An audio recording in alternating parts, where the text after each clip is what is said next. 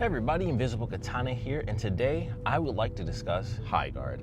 Tomorrow, officially, Highguard is shutting down. So I decided on, I think it was Sunday, I was like, you know what? I'm gonna play Highguard. I'm gonna check it out once before it's gone. You know, it's been, I mean, man, it's wow, it's something, ain't it? Like, I don't know, I'm not even entirely certain what thing to compare it to first. Like, do we just go with, man, all that stuff with Jeff Keighley and how things just ended up being the way that they were, and people just crapping on the game because it was the final announcement, and it was like, I saw it and I was like, I didn't even think it was that bad. Of course, that comes with the instantaneous comparisons to all the concord stuff, you know, and now obviously Marathon is like the next big thing where people are like, oh, let's see what happens.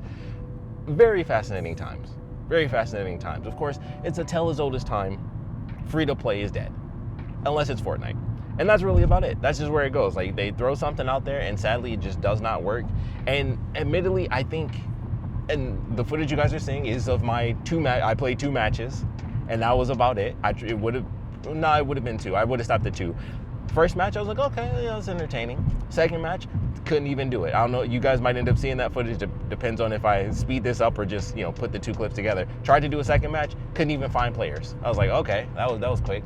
And then I got to do an actual second match after that. And all I did was the 5v5. I didn't even bother with 3v3. And I want to start there.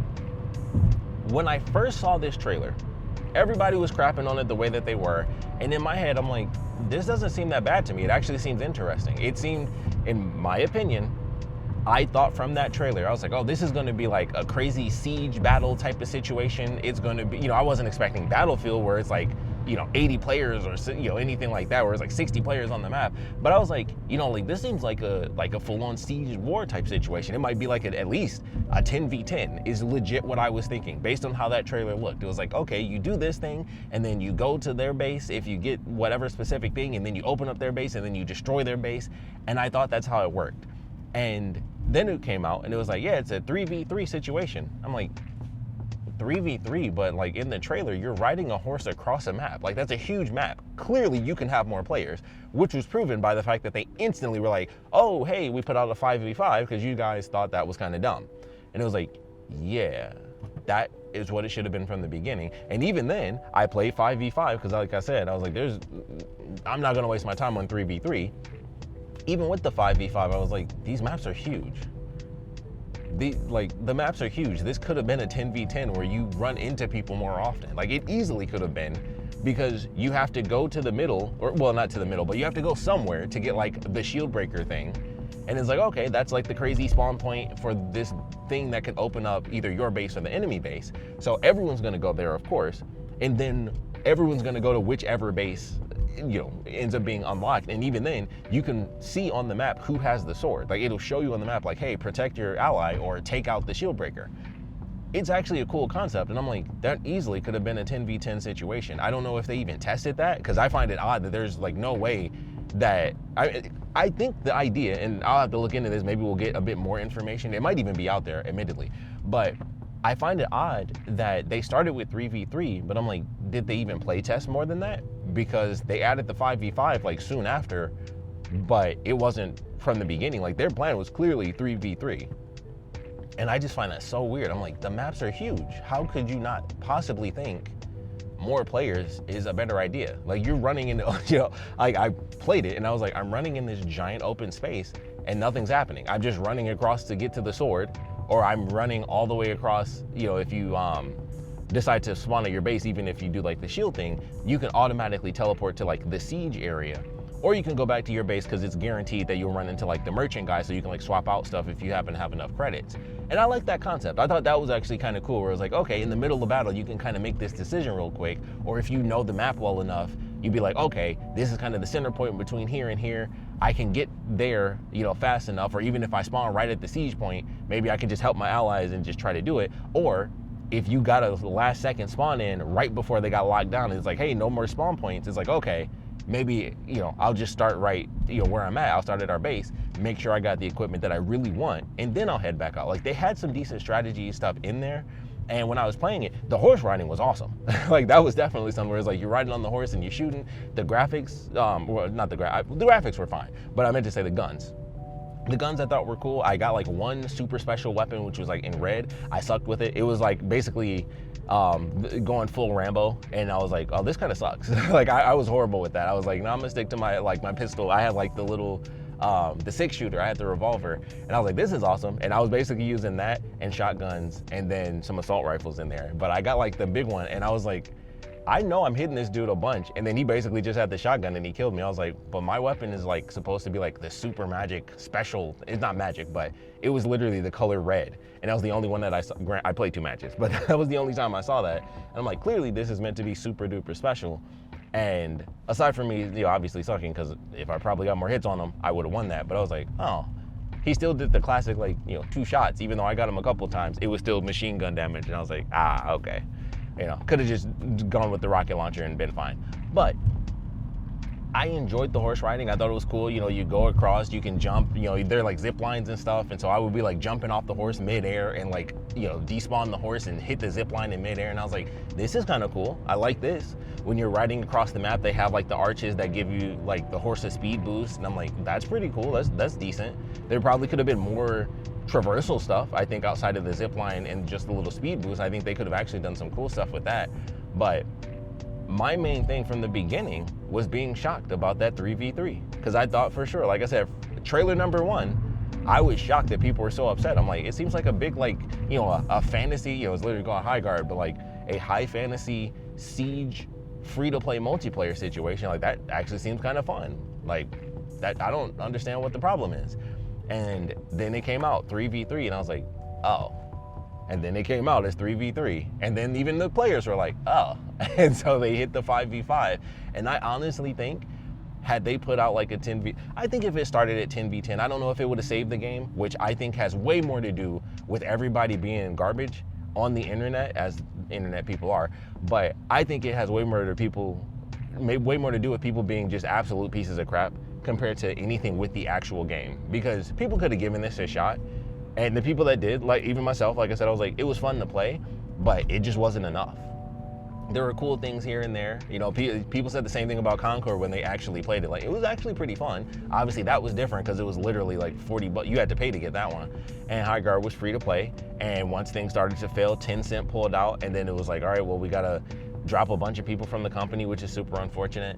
And and that's another thing that I really hate with like just the douchebags on the internet. It's one thing when you're crapping on the game, but like people will say stuff and be like, oh yeah, see, they failed because it was woke and this and that. And I'm like, you're so pathetic that you're talking about this. And it's like, people literally lost their jobs in the gaming industry. Like, people were mad at Jeff Keighley, and it's like, people will celebrate dunking on a game versus being like, man, it sucks that a game failed. Like, we should be hoping every game in the industry works and is done well, obviously, because I'm not going to be like, hey, all the microtransaction games, those should be the #1 things. They shouldn't be. That sucks when that happens.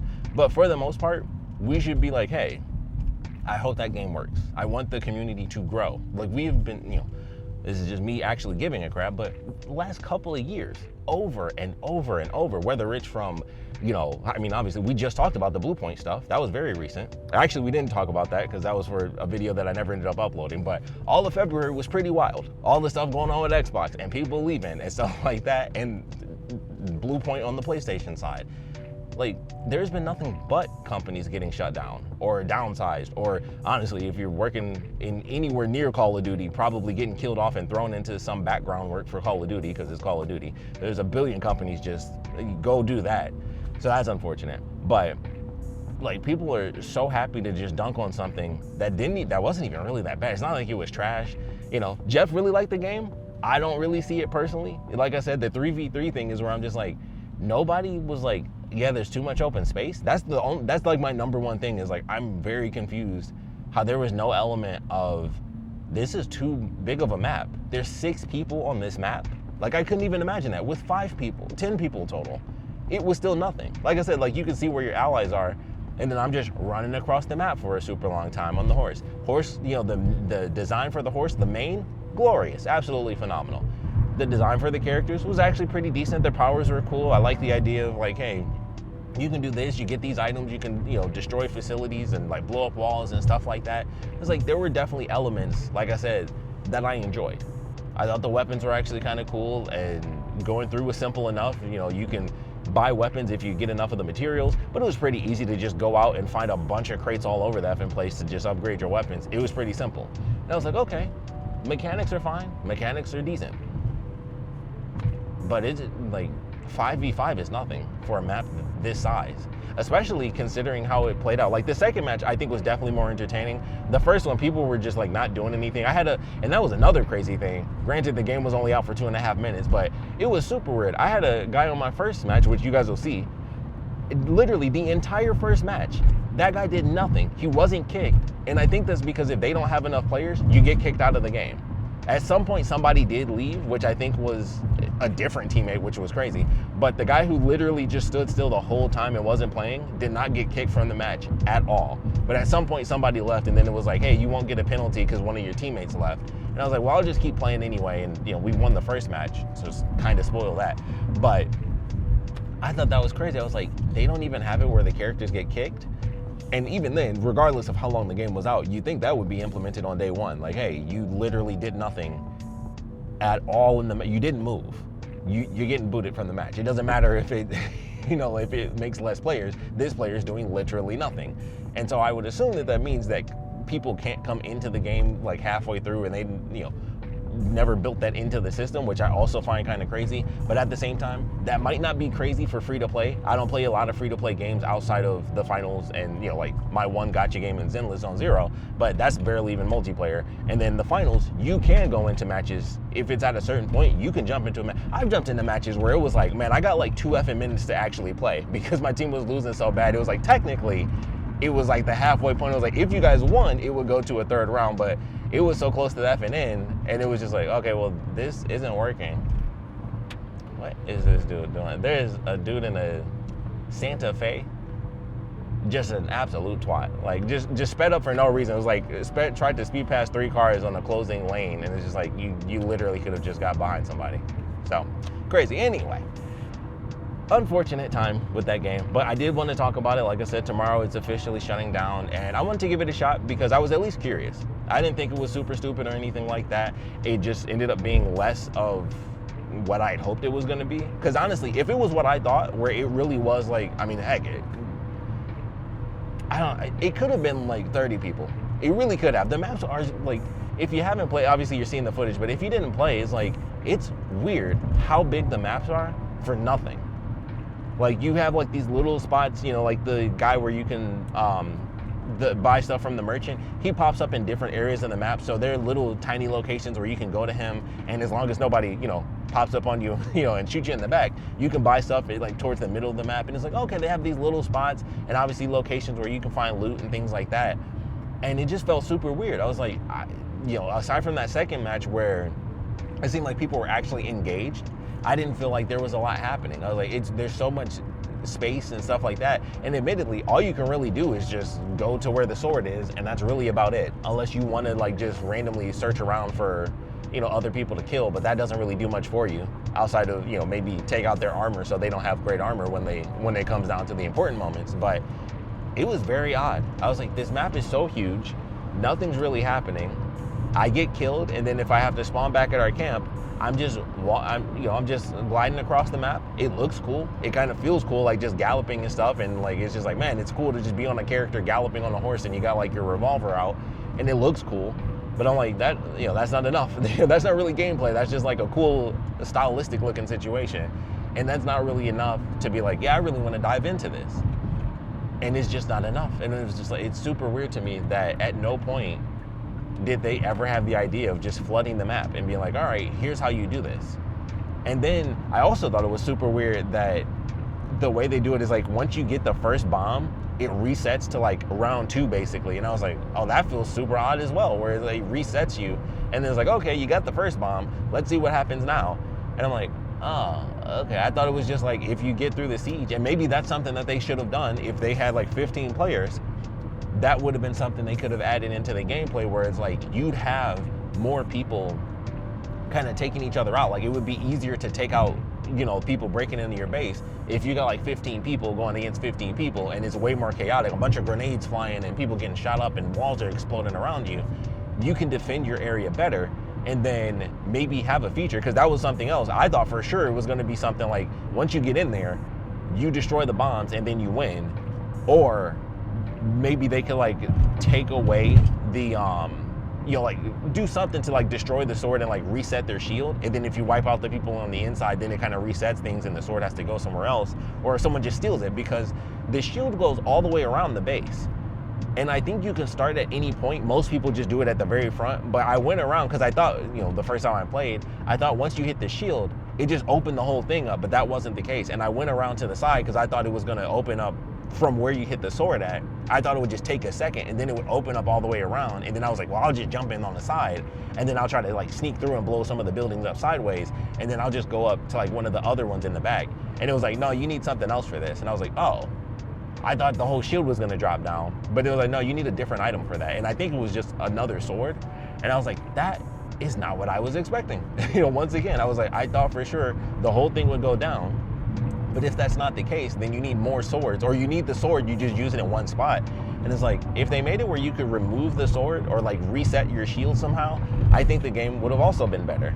And that goes right back into, if you have more players, that could work better. I think with like 5v5, it's almost like really weird. Like it's hard to even defend yourself once that happens, because it's like, I mean, granted at that point they do cut off the respawn, so you get to a certain point and then it's like, hey, you can't respawn right now. I did have like a pseudo clutch save at the last second where I actually got the sword and I was able to make it in my first match, and I was like, okay, like I was able to actually do it because it was me and the only other player was the dude doing nothing in the background. And I was like, all right, I got to kill this dude, and I think I got him on the horse, and then I got the sword and I was able to make it all the way to the camp.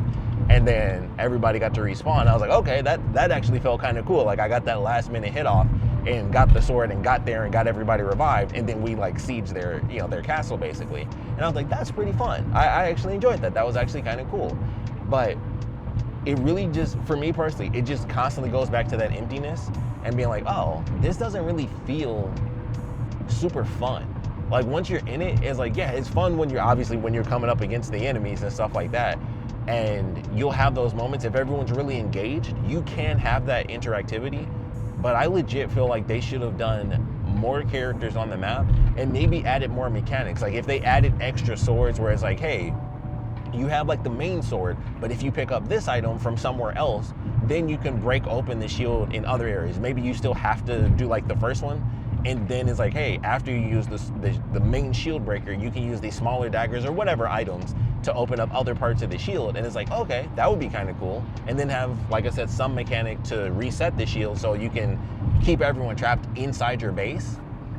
And then maybe that like cuts off their respawns or something like that, where it's like if you reset the shield, anybody that dies inside is just dead permanently. Like they have to spawn back at their base because now they're inside your camp and that's not allowed. That would have been a great mechanic. But I think that also would have worked way better with like 15 players, because you would be able to have that back and forth idea of being like, all right, you got 15 players, everybody's in this one section, and then somebody ends up resetting the shield. Like, oh crap, we're inside their base now. If we die, it resets everything, and then we're gonna have to start over again. And this goes back to if they didn't reset it to begin with, where it was like, hey, you just destroy the A bomb and the B bomb, and then that's it. Like if it was like that and it was just like, hey, they're in the base, you better kill them off now or you're screwed. You reset the shield, then you kill them off and they can't respawn inside your base. They have to go back to theirs. And then it's like, okay, we got ourselves a breather, but if they break through again, we only got one more bomb. Stuff like that, where I'm like, that should have definitely been a part of it, but that also would have worked a lot better if you had multiple people. If you only have like 5v5, it's possible for it to work, especially considering most of the time you're going to go towards the bomb, and then so someone else could be like, all right, well, while they're doing the bomb, we just reset the shield anyway. But you get 10 versus 10 or 15v15, then you have more strategy to that, where it's like, all right, this group is going to bomb A. Honestly, you could do 5 at bomb A, 5 at bomb B, and 5 protect the shield and try to keep it open. So if anyone tries to reset it, or maybe it has to be something inside the base where it's like, hey, we got to get to the mainframe, some random crap. We got to get to the mainframe and repair this thing, and then that will reset the base, something like that. And then you have like different teams in different sections being like, all right, this is where I have to go to make sure they can't reset the shield. So if my team is doing the bomb A, I want to make sure they can, they don't end up dying. Granted, they cut off respawns anyway, so typically by the time you got there, you wouldn't have respawns, but that's something that they could reset, something that could have just been slightly different. And I'm like, there's just little mechanics, but it mostly boils down to the fact that the mechanic of a boatload of people is what it should have been. It really should have been, you know, high fantasy, like crazy weapons and stuff, and you're doing an insane battle. Like it should have been effing Twin Towers every effing time you did it. And that's just how, you know, that's how it should have been. I said Twin Tower, 2 times, you know what I meant.